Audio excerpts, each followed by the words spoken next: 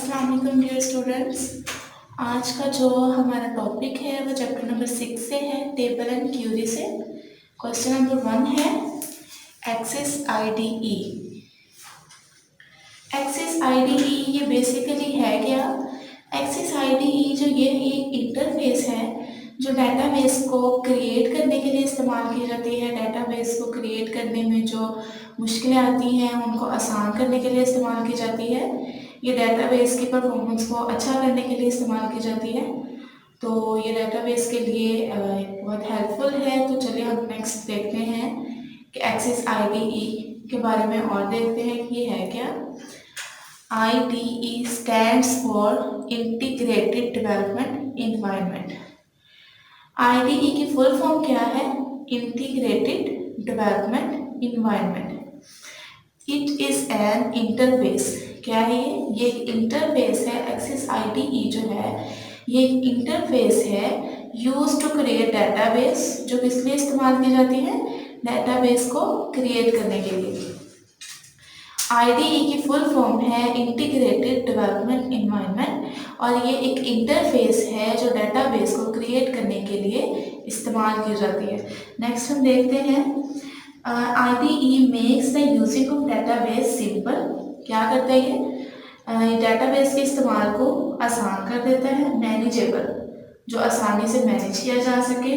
For and users के लिए who may not have a complicated programming knowledge of the database system, जिनके पास complicated knowledge नहीं होती programming की, ये उनके लिए डेटाबेस को सादा कर देता है, आसान कर देता है और मैनेजेबल कर देता है। सिंपली एक्सिस आईडी जो है ये डेटाबेस को सिंपल और मैनेजेबल करने के लिए ही इस्तेमाल किया जाता है। उसके बाद हम लोग देखते हैं Microsoft Access is an example of DBMS। Microsoft Access जो है ये डेटाबेस मैनेजमेंट सिस्टम की एग्जाम्पल है। ठीक है। IDE simplifies task of creating, designing and good looking screen with features. ठीक है। IDE क्या करता है? सिंप्लीफाइज कर देता है किसको? टास्क ऑफ क्रिएट करने के, डिज़ाइन करने के और स्क्रीन को अच्छा दिखाने के लिए ये जो है डेटाबेस में IDE इसको भी, इन टास्क को भी आसान कर देता है। उसके बाद देखते हैं it provide facilities for searching, sorting and retrieving the data. ये किस किस के लिए फैसिलिटी प्रोवाइड करता है? डाटा को सर्च करने के लिए, डाटा को सॉर्ट करने के लिए और रिट्राइव करने के लिए। थोड़ा और एक्सप्लेनेशन से देखते हैं इसको। It is the collection of facilities provided to the user. Access IDE सिर्फ फैसिलिटीज की कलेक्शन है कि सारी फैसिलिटीज को इकट्ठा करके एक एक्सिस आईडी को बना दिया गया है जो क्या करता है? यूजर को फैसिलिटीज को प्रोवाइड की जाती है। यूजर को, जो डेटाबेस डिजाइनर होता है या एप्लीकेशन प्रोग्रामर होता है, ये उसको जो है फैसिलिटीज प्रोवाइड कर दी जाती हैं। It is use to create database and database application. ये डेटाबेस ना सिर्फ ये डेटाबेस को क्रिएट करने के लिए इस्तेमाल किया जाता है, ये डेटाबेस एप्लीकेशन को भी इस्तेमाल करने में, डेटाबेस एप्लीकेशन को बनाने के लिए भी इस्तेमाल किया जाता है। It simplifies the task of creating and using a database.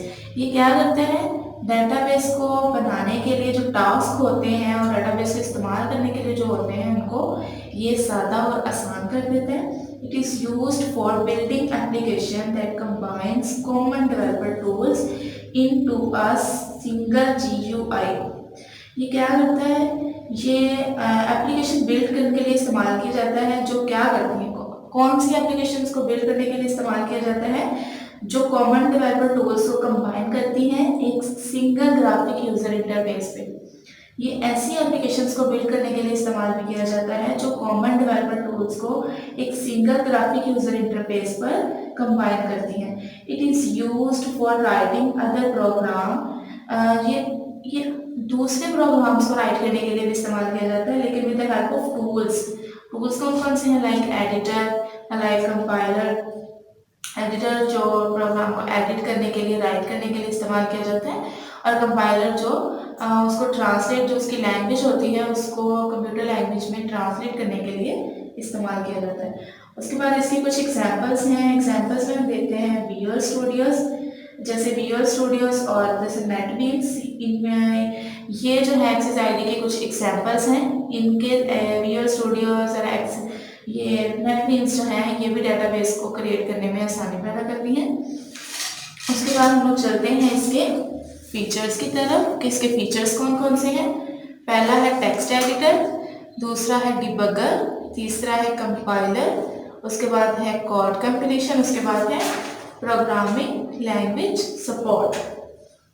तो सबसे पहले हम देखते हैं टेक्स्ट एडिटर कि टेक्स्ट एडिटर क्या काम करता है। Every IDE has a text editor designed to write and manipulate source code. हर एक्सेस IDE के पास एक टेक्स्ट एडिटर होता है जो किस लिए इस्तेमाल किया जाता है, टेक्स्ट को डिज़ाइन करने के लिए, राइट करने के लिए और सोर्स कोड को मैनिपुलेट करने के लिए। ठीक है, टेक्स्ट एडिटर पर ही हम डाटा को राइट कर सकते हैं, टेक्स्ट को राइट कर सकते हैं, उसको डिज़ाइन कर सकते हैं, ठीक है, और सोर्स कोड को मैनिपुलेट कर सकते हैं। उसके बाद सेकंड वन है हमारे पास डिबगर। तो डिबगर किस लिए इस्तेमाल किया जाता है, ये एरर्स को डिबग करने के लिए इस्तेमाल किया जाता है। जो भी ड्यूरिंग क्रिएटिंग ऑफ डेटाबेस, जब हम डेटाबेस क्रिएट कर रहे होते हैं उसमें जो एरर्स आ जाते हैं या कोई भी मुश्किल आ जाती है, उसको जब एरर्स को ख़त्म करने के लिए, डिबग करने के लिए, उनकी सर्चिंग करने के लिए डिबगर जो है ये एक्सेस आईडी का फीचर ऐसा फीचर है जो एरर्स को डिबग करने के लिए इस्तेमाल किया जाता है। उसके बाद है हमारे पास कंपाइलर। कंपाइलर किस लिए इस्तेमाल किया जाता है, कंपाइलर जो है ये भी प्रोग्रामिंग के लिए बहुत ज़्यादा ज़रूरी है हमारे प्रोग्राम के लिए। ये जो है it translate programme into a machine language. अच्छा, ये एक प्रोग्राम की जो लैंग्वेज होता है उसको मशीन लैंग्वेज में ट्रांसलेट करने के लिए इस्तेमाल किया जाता है ताकि उसको कंप्यूटर जो है उसको समझ सके। उसके बाद है कोड कंप्लीशन। कोड कंप्लीशन जो है ये प्रोग्रामर जो होता है, जो एक्सेस आईडी, जो डेटाबेस क्रिएट कर रहा होता है, जो प्रोग्रामर होता है, जो प्रोग्राम बना रहा होता है, ये उसको असिस्ट करने के लिए इस्तेमाल किया जाता है। उसके बाद हम लोग देखते हैं प्रोग्रामिंग लैंग्वेज सपोर्ट। अच्छा, प्रोग्रामिंग लैंग्वेज सपोर्ट जो है ये किस लिए इस्तेमाल किया जाता है, ये जो प्रोग्राम की लैंग्वेजेस होती हैं, ये प्रोग्रामिंग लैंग्वेजेस जो होती हैं ये डेटाबेस को क्रिएट करने के लिए इसमें हेल्पफुल होती हैं। ठीक है, वो कौन कौन सी लैंग्वेजेस जो है प्रोग्रामिंग की जो डेटाबेस को प्रोवाइड की जाती हैं वो बहुत सी हैं, लेकिन कुछ के नाम हम देखते हैं जैसे Ruby, Python and Java IDE tools वगैरह। ये सब जो है ये लैंग्वेज सपोर्टर होती हैं, सपोर्टर लैंग्वेज होती हैं जो डेटाबेस को प्रोवाइड की जाती हैं ताकि प्रोग्राम को आसानी से समझा जा सके।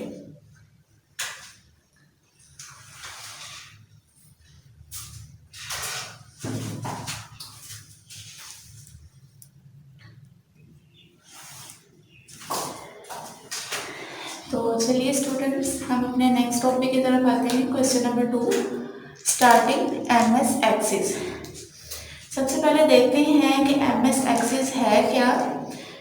It is the most powerful and popular database management system. ये एक बहुत ज़्यादा पावरफुल और मशहूर डेटाबेस मैनेजमेंट सिस्टम है। इट प्रोवाइड्स GUI, ये जो है ग्राफिक यूज़र इंटरफेस प्रोवाइड करती है। ठीक है, उसके बाद हम देखते हैं it is a relational database management system. MS Access जो है ये रिलेशनल होती है। ठीक है, और उसके बाद it is use to store and manipulate large amount of data. यहाँ पे हम लोग लार्ज अमाउंट ऑफ डाटा के बहुत ज़्यादा डाटा को भी स्टोर कर सकते हैं। उसके और ये MS Access is very easy to learn and use, और ये इस्तेमाल करने के लिए और सीखने के लिए बहुत ही आसान है। उसके बाद हम लोग इसके स्टेप्स देखते हैं कि कैसे माइक्रोसॉफ्ट एक्सेस जो है स्टार्ट की जाती है। सबसे पहले है double click on the desktop, सबसे पहले डेस्कटॉप पे डबल क्लिक करें and then click on the M S Access. उसके बाद एम एस एक्सिस पे क्लिक करें, उसके बाद सिंपली क्लिक ऑन स्टार्ट। सबसे पहले आपने क्या करना है, एम एस एक्सिस को, माइक्रोसॉफ्ट एक्सिस को स्टार्ट करने के लिए डेस्कटॉप पे जाके डबल क्लिक करना है, उसके बाद एम एस एक्सिस पे क्लिक करना है, उसके बाद just simply click on start, तो एम एस एक्सिस जो है वो स्टार्ट हो जाएगी। उम्मीद करती हूँ आपको क्वेश्चन नंबर 1 और 2 दोनों अच्छे से समझ आ गए होंगे। शुक्रिया।